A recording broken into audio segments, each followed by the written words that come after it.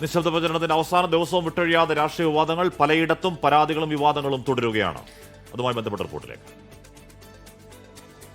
തിരുവനന്തപുരം നേമത്ത് തിരഞ്ഞെടുപ്പ് അട്ടിമറിക്കാൻ ശ്രമമെന്ന ആരോപണവുമായി LDF. മദ്യമൊഴുക്കി വോട്ടർമാരെ സ്വാധീനിക്കാൻ BJP ശ്രമിക്കുന്നുവെന്നും തിരഞ്ഞെടുപ്പ് കമ്മീഷൻ അനങ്ങുന്നില്ലെന്നും വിമർശനം.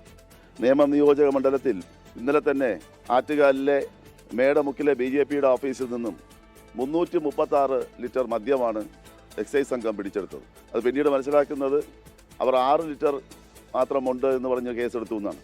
എക്സൈസിന്റെ ജോയിന്റ് കമ്മീഷണർ ഇക്കാര്യം സംസാരിച്ചപ്പോൾ അദ്ദേഹം അത് അംഗീകരിച്ചിട്ടുമുണ്ട്. ആരോപണം പച്ചക്കള്ളമെന്ന് BJPയുടെ മറുപടി. ഓരോരോ വിവാദങ്ങൾ, ഓരോ ദിവസം ഓരോരോ വിവാദങ്ങൾ, പുതിയ വിവാദങ്ങൾ. ഇനിയിപ്പോൾ നാളെയും അവരെന്തെങ്കിലും പറയും. ഇന്നലെ മിന്നാന്ന് ഡീലായിരുന്നു, ഇന്നലെ വേറെന്തോ ആയിരുന്നു, അതിന് മുമ്പ് മറ്റൊരു കാര്യമായിരുന്നു. കംപ്ലീറ്റ് നുണയാണ്, 100% നുണയാണ്. തിരുവനന്തപുരം അരുവിക്കരയിലെ UDF സ്ഥാനാർത്ഥി VS ശിവകുമാറിനെതിരെ അപകീർത്തികരമായി അച്ചടിച്ച പോസ്റ്ററുകൾ പോലീസ് കണ്ടെടുത്തു. CPIM പ്രാദേശിക നേതാക്കളുടെ വീടുകളിൽ നിന്നാണ് പോസ്റ്ററുകൾ കണ്ടെടുത്തത്. വർഗീയ പരാമർശങ്ങൾ നടത്തി മത്സ്യത്തൊഴിലാളികളെ അപമാനിച്ചെന്ന് അമ്പലപ്പുഴയിലെ UDF പിന്തുണയുള്ള സ്വതന്ത്ര സ്ഥാനാർത്ഥി G സുധാകരനെതിരെ പരാതി ഉയർന്നു. മത്സ്യത്തൊഴിലാളി യൂണിയൻ ആലപ്പുഴ ജില്ലാ കമ്മിറ്റിയാണ് പോലീസിൽ പരാതി നൽകിയത്. Election desk 24.